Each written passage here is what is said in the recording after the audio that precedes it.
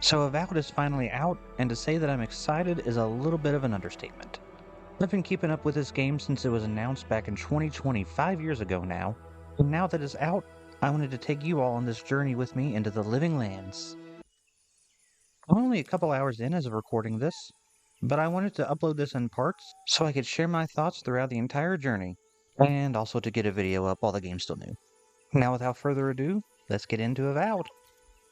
Now, I've never played any of the Pillars of Eternity games, but as soon as I booted this game up, I knew I was going to be spending hours and hours digging into the lore of the series, maybe even playing the older games. I was just captured by the lore and world that is set up right at the beginning. I created my character, and I was off to the living lands as an envoy of the Emperor. Our boat crashed, and the only survivors were me and this little blue guy. Now, he has a name, but I've been playing a lot of Fallout 4 lately, so the only thing I could call him whenever I looked at him was Preston Garvey. I don't know why, he just gives me similar vibes. Me and Preston continued on to explore the island and find a way off to get to Paradise. This is where I got a first taste of the game's combat. To be honest, when the developer said to expect a little bit of jank, I wasn't expecting this visceral or this refined of a combat experience. I was expecting something a little bit closer to like a Skyrim. That said, early on, the combat in this game feels deep, responsive, and honestly a little bit difficult. I found myself using healing potions a lot more often than I would have expected on the tutorial island. We ran into a smuggler who had been imprisoned on the island, and while Preston didn't trust her, I liked the cut of her jib, and she said she had a boat. So I busted her out of jail and she came along with us. We made our way toward the boat, but we were stopped by the last guard on the island. The only problem? He had been driven mad by the Dream Scourge I had been sent here to investigate. He attacked us, and the first boss fight of the game began. This was when I realized I was going to have to take some time to learn this game's combat mechanics. I had been getting by just smacking things with my mace until now, but this boss actually managed to do me in. We finally took him out and sailed on the boat off to Paradise. After docking at the port, I said goodbye to Preston and the smuggler and continued on, meeting the most gorgeous fishman this side of Hyrule. If you know, you know. The ambassador I had been sent here to find had ventured off into the woods with the town's mayor.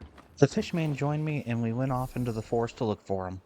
It was around this point that I really just took a minute to appreciate just how beautiful this game is. For context, I'm playing this on an Xbox Series X, and it was this point that made me decide to not do live commentary and to just do this after playing commentary style.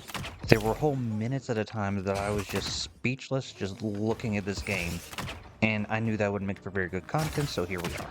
Needless to say, this game is gorgeous, running at 60 frames per second in 4K on the Series X. I know it took 5 years to come out, but just for the performance and graphics alone, it was worth it. Because it didn't look too great back in 2020. But back to the game, me and the fishman went into the forest looking for the ambassador and the mayor, and this is where I really started to get a grasp of the game's combat system and how I was going to be playing the rest of the game. I realized that ranged attacks are very good, and melee is very risky. I'm sure in the future, once I've learned this game better, I can make melee work. But for now, I decided on a sort of magical ranger build, with the bow being my main weapon, and magic for support and dealing a little bit extra damage whenever I can. We had to put this new build to the test against the next boss, which was a giant infected bear. And yeah, this definitely went better than the last boss. I would dodge when it got too close, get some distance, and chip away at its health with my bow and magic. After the fight, I went up to a crystal called an Adra and spoke to this being that seems connected to the living lands and speaks of itself in plural. They told us how we're strangely familiar to them and gave us some of their powers so we could cure the forest. I can't remember who they are, but I'm calling it now. This is almost definitely the god that we're a godlike for in this game. You see, one of the major mysteries of this game is the fact that even though our character is godlike, unlike most godlikes, we have no idea who the god is that made us this way. With this being having just woken up from a long slumber, being able to give us their powers, and telling us how familiar we are to them. This just feels like textbook foreshadowing. But we made it out of the forest, set up camp, and I decided this would be a good place to stop and talk about my feelings about the game so far. I've already talked about how this game is absolutely beautiful, and you've been able to see it in this video with your own eyes. So I don't think I really need to spend any more time on that right now. So let's move on to talk about the story. I know I just started this game, I'm only like an hour and a half in at this point. But as of right now, the story has me hooked and I want to know more. I want to learn more about the land and the characters that live there, as well as our own player character. There were quite a few smaller plot points that I didn't include in this video, because I didn't want to spoil things for you if you wanted to go play the game for yourself. The game does seem to be sprinkling in small storylines that'll probably have bigger conclusions down the line, and that's something I enjoy with game stories. Part of the reason story has me so hooked at this point is because of the dialogue system. Unlike a lot of games, the dialogue system in this game really makes you feel like you're an active part of the conversation and actively moving the plot forward. This is the case for major plot points as well as the smaller plot lines that I talked about earlier. I have no idea if this holds up throughout the entire game, but considering Obsidian's history, I'm inclined to think it will. And now onto the combat system. Y'all, I hinted at it earlier when I talked about how deep and visceral this combat system feels, but this really does seem to be Obsidian's best combat system to date.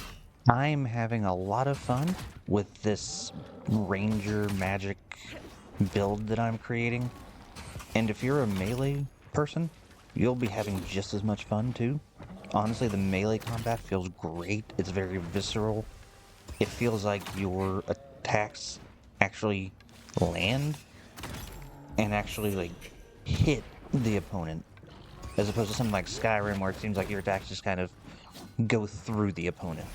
All in all, it seems like a great combat system and one that I can't wait to dive into the intricacies of more. And I know I've been comparing this game to Skyrim a lot, especially with the combat system, but that's mainly just because it's also a first-person RPG.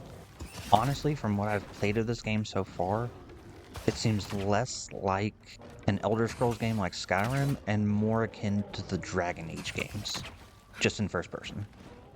Do with that, take what you will, but if you do decide to play this game, just don't go in expecting Skyrim. Go in expecting something more of like a traditional RPG along the lines of, well, like I said, Dragon Age. Overall, from what I've played of this game, it is phenomenal, and it seems like Obsidian has knocked it out of the park again. And based on just the first hour and a half, 2 hours, I'd recommend going and trying it out. Especially if you have Game Pass, it's included day one with Game Pass Ultimate and PC, so go check it out. And now I'm gonna get back to playing. Bye!